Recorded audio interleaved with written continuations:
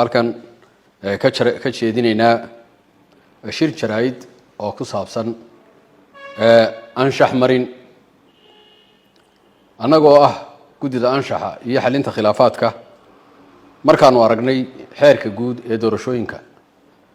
jamhuuriyadda Somaliland xeer lambar 91 2023 iyo xeer lambar 14 2023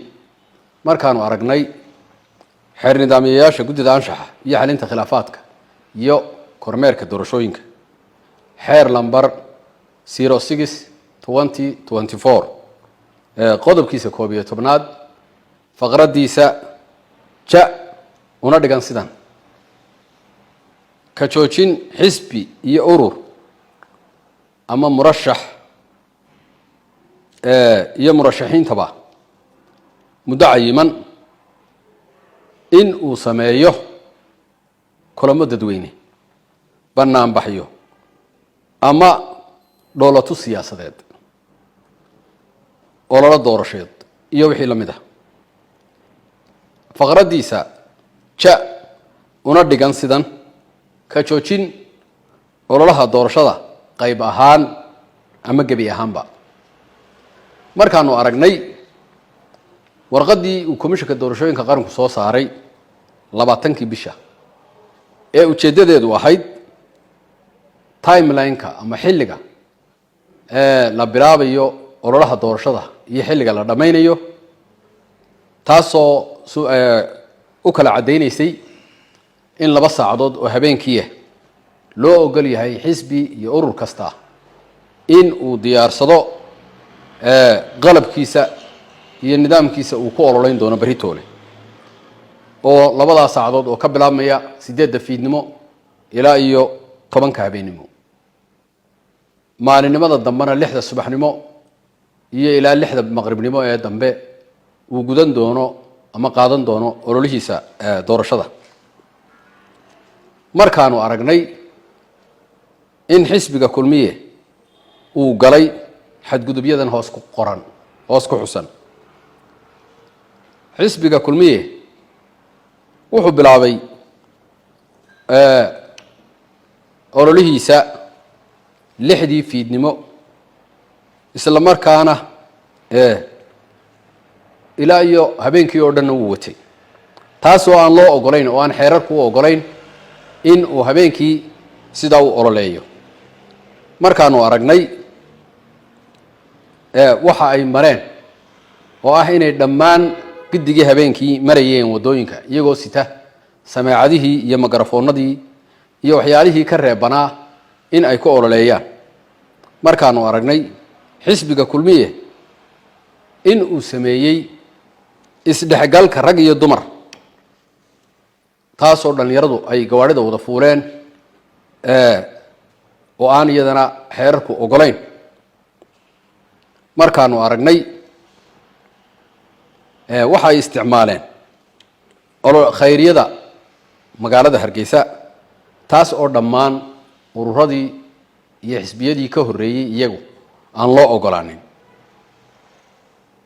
markaanu aragnay in murashaxa xisbiga kulmiye iyo gudoomiyaha xisbiga kulmiye ay ku gafeen xeerka habdhaqanka iyo xisbiyada qaranka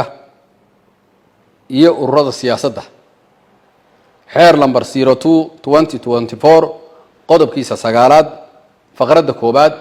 kaasoo ah xeerkii ay saxeexeen xisbiyada iyo ururada siyaasaddu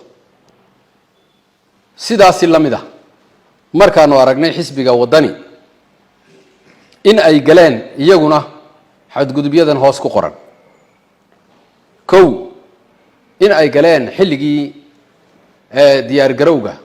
loogu talagalay 8 iyo ilaa 10 oo iyagu ay iska bilowdeen 6 fiidnimo ilaa iyo guddigii habeenkii oo dhan markaanu aragnay in ay wadooyinka waaweyn ee magaalada ay ku dhex wareegeen gaadiidkoodii iyo astaamahoodii iyo calaamadoodii ay ku ololeynayeen xisbiga wadani waxa ay sidoo kale sameeyeen si lamida sidii qolada hore ee kulmiye isdhexgalkii rag iyo dumar iyo gaadiidka wada saaraayeen markaanu aragnay in ay isku dhafeen astaamaha xisbiga wadani iyo ururka ka markaanu aragnay xaaladda guud ee dalka maanta aynu joogno ee amni iyo guud ahaan sida wacyigu yahay guddida anshaxa iyo xalinta khilaafaadka qaranku doorashooyinku waxay go'aamisay sidan soo socota kow in xisbiga wadani oo leh ololihiisii labaad 6 bisha 11aad 2024 iyo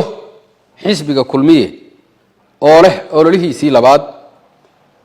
7 bisha 11aad 2024 si isku mid ah looga joojiyay labadoodaba labadii saacadood ee diyaar garowga ololaha ee habeenimo sida awgeed waxa ay ololahooda doorasho bilaabanayaan 6 subaxnimo ilaa iyo 6 maqribnimo ee maalintii ay lahaayeen laba annagoo tixraacayna war saxaafadeedkii ka soo baxay komishanka doorashooyinka qaranka ee ujeedadiisu ay ahayd ololaha degmada ceelaf weyn ay ku joojiyeen gebi ahaanba ololaha doorashooyinka ee degmada ceelaf weyn 23kii bishii 10aad taas oo ay jabiyeen xisbiyada wadani iyo kulmiye iyo urur siyaasadeedka ka waxaanu uga digaynaa dhammaan xisbiyada iyo ururada siyaasadda qaranka mar labaad in aanay ku celinin ka ololeynta degmada ceelaf weyn inta uu socdo ololaha doorashooyinku saddex sida ay war saxaafadoodkooda ku soo saareen komishanka doorashooyinka qaranku wixii faldambiyeed ah ee dhacay habeenadii aynu soo dhaafnay waxaa looga daba fadhiyaa ciidanka booliska jamhuuriyadda Soomaaliland iyaga laga sugayaa wixii jawaaba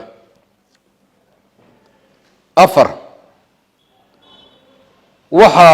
kaloo aanu ganaax dhan 20 milyan oo shilin Soomaaliland ah ku ridnay agaasimaha guud ee madaxtooyada jamhuuriyadda Soomaaliland Maxamed Cali Bile kadib markii uu si bareera uga ololeeyay khayriyada magaalada Hargeysa oo aanay hore uga ololeynin dhammaan xisbiyadii iyo ururadii ka horeeyay xisbiga kulmiye isagoo aanay u ogolayn xeerka shaqaalaha dawladdu xeer lambar 97/2022 haddaba waxaa la idin farayaa in aad fulisaan amaradan adeecdaana shuruucda iyo xeerarka doorashooyinka jamhuuriyadda Soomaaliland wabillahi tawfiiq wasalaamu calaykum waraxmatullaahi wabarakaatuh